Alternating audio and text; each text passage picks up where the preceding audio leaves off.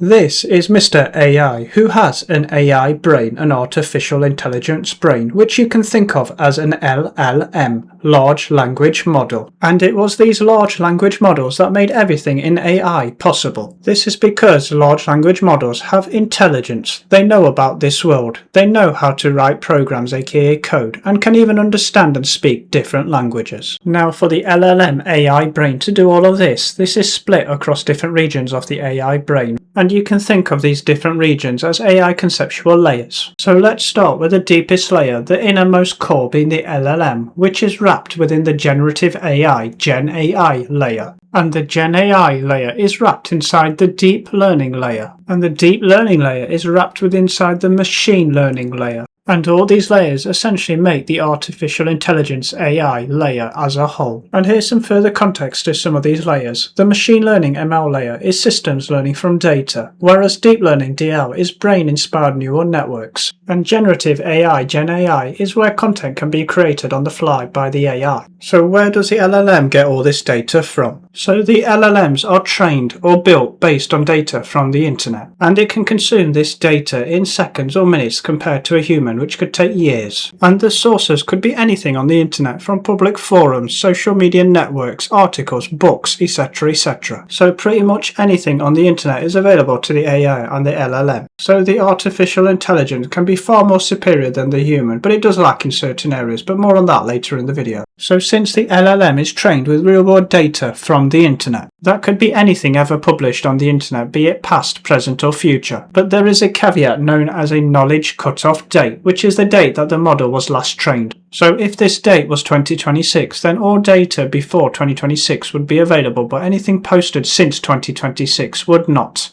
Now I want to touch upon a fundamental byproduct of how AI works, which results in something known as hallucinations. Now hallucinations are not, I repeat, not bugs, but fundamental byproducts. What this means, it's like autocomplete on steroids. You see, large language models, LLMs, do not know facts, although they gather facts together from various sources, but they are ultimately probabilistic engines. And so they are designed to predict the most likely next word in a sequence based on vast amounts of training data. And there is a lot of science on this, which we may cover if we have time later in the video. But for now, just understand, for this reason, we need to have something known as HITL, the human in the loop, to make sure that these hallucinations are limited by the human using their human knowledge, but ultimately they cannot be fully stopped. So now we have an understanding of the AI basics. Let's rewind into the evolution of how this all came about. And it all started in the 1960s with the era of the AI chatbot. And the chatbot was conversational, which I will explain in a moment, but first some important keynotes. Artificial intelligence did not, I repeat not, start with chatbots. In fact, AI research began earlier in the 1950s, however chatbots played a massive role in AI's early history and public visibility in the mainstream, which Joseph Weizenbaum, an MIT professor, played a large part with his first ever chatbot known as Eliza. And Eliza was a conversational chatbot which was programmed to act as a psychotherapist. And the way this worked was through basic pattern matching and keyword scanning based on what the user inputted into the chatbot. But this was essentially very simple. If a user asked a question, the chatbot would use the basic pattern matching or keyword scanning to turn it into a question back to the user. So if the user entered a statement such as "I am a virgin," the chatbot would use its magic to reverse essentially this statement into a question back to the user, such as "Why are you a virgin?" However, there was a flaw in that if the user asked something that didn't match the pattern or keyword scanning, there would be a fallback mechanism for this failure where the chatbot would just say,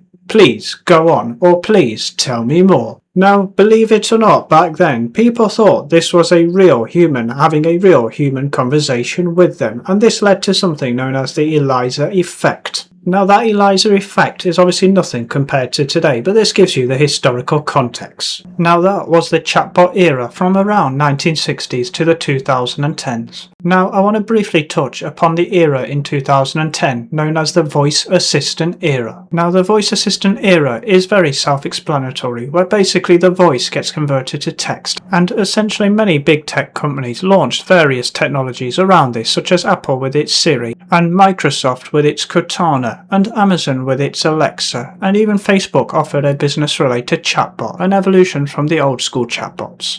And now we move into the 2020s and to the current day, the generative AI and LLM era. Now, to really understand the modern era, we do need to understand a historical fact. In the 1950s, a very clever mathematician and codebreaker known as Alan Turing came up with the Imitation Game, or the Turing-Test, which for any of you that have watched the Imitation Game movie will know what I am talking about. Now, whilst the Imitation Game, or the Turing-Test, is not directly about artificial intelligence, AI, it did, however, set the early foundational pillars of the modern AI, being the question or the test of is it possible to have a conversation with a machine and not be able to tell it apart from a human. Now, 70 years later since Turing's original paper, there have been many gradual advances, including today in the 2020s, where there are several LLMs on the market, most notably OpenAI's ChatGPT. Now, we will touch upon ChatGPT later in the video, but for now I want to touch on an important test, or the Turing-Test, which has withstood the test of time. You see, in order to know whether an artificial intelligent being exists in a computer, a user should be able to conversate with another user without knowing whether it's the user or the computer, aka the machine, talking back. And not knowing this is exactly what makes a good artificial intelligence system, is when a user doesn't know whether it's a machine or a human talking back, because it's that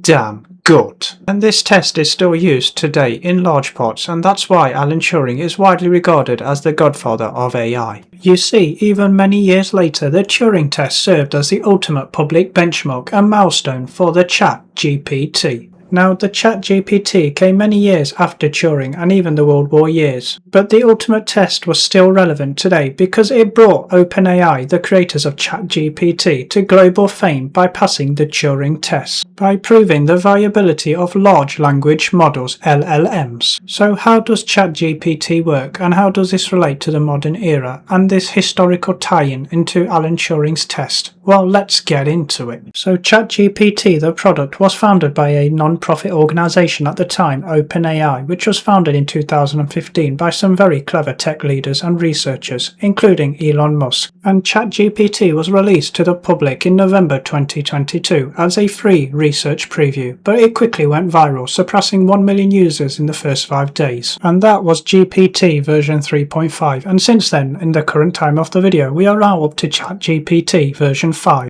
Or to be more specific, version 5.5, which is more than capable of passing the Turing test and more, going into the realm of autonomous agents. Now, autonomous agents is a whole different ballgame, but just for now, the keynote to take away is that this goes on beyond just chatting, and therefore has gone far beyond the needed expectation for the Turing test. Now, in the next part of the video, I want to dive in a bit into the science of how ChatGPT works, specifically the GPT, which stands for Generative Pre-Trained Transformer. Now, to really understand the GPT, let's go through a very simple analogy. ChatGPT is the web application, or in other words, the car that a user will use, the front-end interface, if you like. But the key here is that the GPT is the underlying AI model, aka the car engine that runs the car. And the user interacts with the car, aka the ChatGPT, and the GPT is the AI engine built within the ChatGPT web interface, aka the car. Now, ladies and gents, that is a very simplistic analogy. It's a lot more complicated than that, but that gives you the idea. And perhaps the idea to ask, well, what is the GPT? And we'll go back to this, which is the Generative Pre-Trained Transformer. And what does this actually mean? Well, this is exactly what it says on the screen. But more importantly, the key takeaway is that the GPT is the LLM, aka the Large Language Model. Now, what exactly does that mean in this context? Well, let's start by saying the large language model is the broad foundational technology, e.g. the car engine, of which there are many types of car engines, and GPT is a specific type of engine, aka LLM. And this engine, aka LLM, is a massive AI model, trained on a huge amount of data, aka text, to then generate human-like language output. Or put another way, the basic goal of any LLM large language model is to train on a substantial amount of text and then generate, given some input, some output that sounds just like that original training text. Now, according to the paper that was behind the ChatGPT 3 when it was first released, said something like this. The model, the LLM, was trained on over 570 gigabytes of text data from the internet, from digitized books and many other sources. So to try to visualize the complexity or the mesh of all this data going into the large language model, in terms of complexity, we are talking billions and trillions of words from digitalized books, from internet pages and even code source libraries all over the internet. And this could be from the past, the present, or even future publications. Just imagine all that data and knowledge in the large language model. And this large language model was made after running trillions of words for the equivalent of 300 years via supercomputers processing for many months. And the end result is that there are over 170 billion with a B connections made between all of these words. So training an LLM such as ChatGPT is ultimately a billion-dollar project with hundreds of millions of active users. So that's the high-level theory of ChatGPT. Now let's get even more technical. So the basics of any LLM, or should I say AI, is that you have an input and you have an output. And the output usually responds back to the input via a prompt, which is where you input the data and you also get the outputted data. So you can think of the prompt as a glorified terminal, which is where you would enter text, questions or instructions, and this would then feed into the LLM model through that prompt, and usually the output would come back out through that prompt after the LLM has processed what it needs to process and returned an output. Or to be more specific, it's generated an output, which is what the LLM predicts what the next word is to your query and generates this through a load of neurons and magic that happens inside the LLM, which I'll explain in a moment. But for now, the keynote is that an LLM does not know facts and it does not work the same as a traditional database, because LLMs predict the next logical word using all the training it's had on billions of mathematical computations or rules known as weights. And these weights are assigned to a word, and there are billions of words or texts or data that the LLM has been trained on. So we're talking billions of texts of data, all assigned mathematical weights at a word level to then predict the next word, which is essentially what they mean by natural language processing. Now, to get a little bit more technical and into the science of the LLM and how this actually works inside the box. So each of these circles or artificial neurons mimic the same neurons that are in the human brain. So you can think of the LLM as a human brain as an analogy, and in order to fully understand this, we need to go back to some kindergarten school science. So as a quick revision, a neuron looks something like this, which is inside your human brain. And there's about 1,000 connections to other neurons, so this is not just one, there are thousands of these. And these connect to other neurons, creating pathways. And those pathways send electrical signals between those connections, and these signals can travel at 1,000 times per second. And these signals they send are not random. They depend on the connections and strength of other connections. So the more you learn, the more stronger the connections get. In turn, the greater your memory, vision, and creativity. So this human neuron inside the human brain is exactly what the LLM tries to replicate with the artificial neurons, except for each pathway is weighted by the number, as you can see below. So this artificial LLM using the human brain neuron analogy, well, I shouldn't say analogy because this is actually evolution, because nobody created how these neurons inside the human brain worked. It's almost an act of God, or evolution, if you will. And that's where the artificial intelligence and science is trying to mimic the evolution of the human brain into digitalization in the form of this artificial intelligence, which is actually the LLM and the current state of time. And if you're really into the science of this, you'll know that the human brain is essentially run on electricity, which runs through the neurons, which have the pathways, which you can think of as the circuits. And an artificial neuron mimics these circuits and pathways, and the strength and weight of those pathways or connections for each artificial neuron makes it stronger or greater, and it just keeps growing, just like the human brain can keep learning. And the science is known as neuroplasticity, if you're interested in Googling that. But in the context of ChatGPT, just to give you some real life context, we are talking something like 175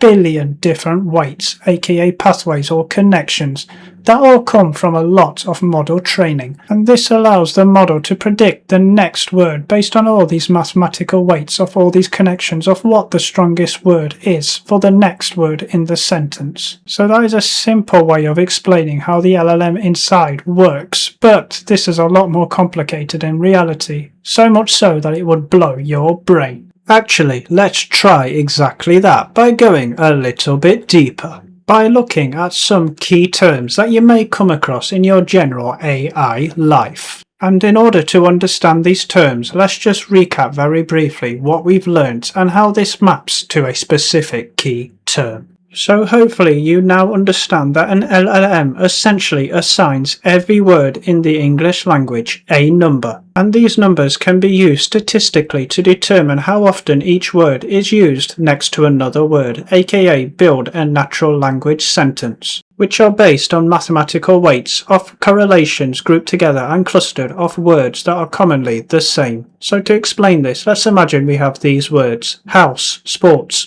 ball, and garage. Now the LLM, using all its trained data, would work out which of these words are most commonly used together or associated in the same genre. And remember, this is from all the data from every book, internet page, and anything else that has been fed into the model, past, present, or future. So no human brain could calculate all these weights. We're talking something like 50,000 words and 175 billion weights, aka linkage or pathways between the words which are most commonly used together, based on everything ever written. So when we assigned a number to every word, this process was known as encoding. And in order to understand the relationship between the words, aka the weights, this is known as training, or training the model. And another way to think of encoding is as the translator. And why is this important? Because to get a bit more technical, there is a stage before encoding known as tokenization, which you can think of as the fragmenter, because initially words have to be split into smaller standardized chunks before they can be encoded with a number. And these fragmented chunks are known as tokens. And tokens get encoded, which allows the model to train, which leads to embedding, which is the meaning creator, where all the weights are assigned to the word correlations as explained earlier. But there is actually a final stage, which is probably the most cutting edge, known as attention or attention transformer, which is the context analyzer. And this is actually the most important and most clever stage, because there is a difference between attention and embedding, and it's very subtle, but it's very important, and it involves a lot of clever maths. Now, without going into too much technical and mathematical details,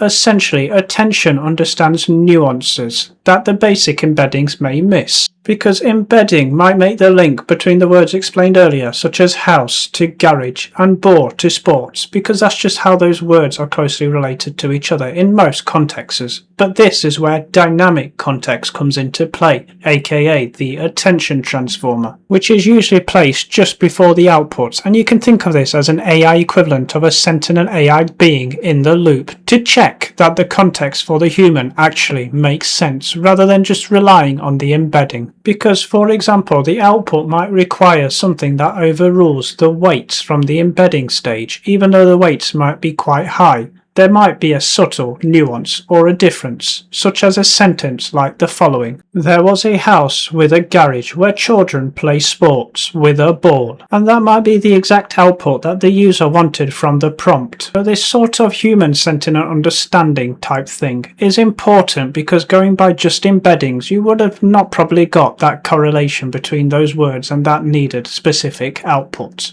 Now, how attention or attention transformers work is very sophisticated and clever, but I can't really explain it, and I don't think many people can. It's just very clever maths and something about evolution, that the weightings of these words and all the maths just work. Now let's see a real example of this. Let's imagine we have the sentence, please like and subscribe.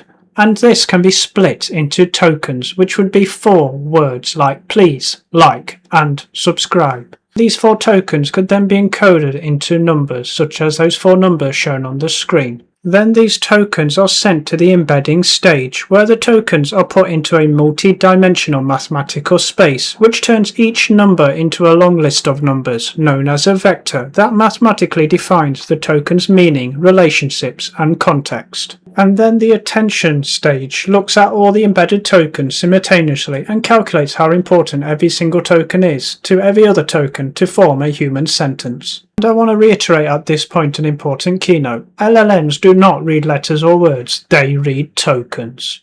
Now here are some bonus key terms that kind of bring the video full circle. So we know that the AI LLM has a prompt, which is where you ask your text, question or instruction that is fed into the LLM model, which is commonly a text box where you enter what you want the LLM to do. Now this prompt has something known as a context window, which is a short-term working memory, which is what the prompt can remember and process at a single given time. A bit like when you tell your friend something, but if you talk too fast, your friend's brain explodes and cannot process what you are saying. That is known as exploiting the context window. So in other words, there is a limited amount of text that can be put into a single prompt, and that is the context window that manages how much data can be put in. Now going back to earlier in the video, we talked about the knowledge cutoff date, which was the date that the model was last trained on. And let's say this date has now passed and was a long time ago. This means that we need to update our model to get current information. So how exactly would we do this, knowing that there is a context window to the prompt as well? Well, that's a good question, and the answer is Retrieval Augmented Generation, or RAG. RAG, which goes out to external knowledge sources and gets relevant information returned back to the LLM, which can then process this information and return a final response back to the prompt, aka the user, in specific regards to the question that was asked. After all, we can't go out and just search loads of random databases and return a ton of data back, because that would most likely exceed the prompt context window limit, and hence the word augment or augmented, which means to make something larger, stronger or more efficient by adding something to it. Now a complementary technique to the RAG is known as fine-tuning. So in cases where your model already knows the facts but consistently struggles to respond in the way you want, this is where fine-tuning comes into play, because it's all about modifying the behavior, tone or formatting of your outputs and your model in general. Now there is a difference between RAG, Retrieval Augmented Generation, and fine-tuning, because fine-tuning already knows the data, whereas RAG is going out to get the data. Now, closely tied to fine-tuning is the concept of reward models. You see, in order for the LLM to know what is good or bad output, so there needs to be some sort of measuring stick or scoring system, and that is exactly what reward models act as. And closely tied to reward models is reinforcement fine-tuning, RFT, which is actively updating those scores constantly, aka reinforcement, which eventually over time will tell the LLM what is good and what is bad, based on all the scoring systems and consistent reinforcement fine-tuning. And added to alignment to make it really clear for humans is reinforcement learning from human feedback, RLHF, which is getting the LLM to learn the value of what we humans value. So for example, we know that penguins should be painted black and white. That is the AI aligning to human values. Because in summary, reward models are very important, because without these, the LLMs can get racist very, very quickly. And I am not lying, this is a serious problem today in the real world around ethics of LLMs and how they are trained. So reinforcement learning from human feedback is very, very important. I hope you found this video enjoyable and informative. If you did, it would be awesome if you could like and subscribe if not already, to help support this new channel's growth. As ladies and gents, both myself and YouTube cannot know if you are enjoying the content without any active engagement. And also, if you have any ideas for future videos, I would love to hear from you in the comments, so please do let me know.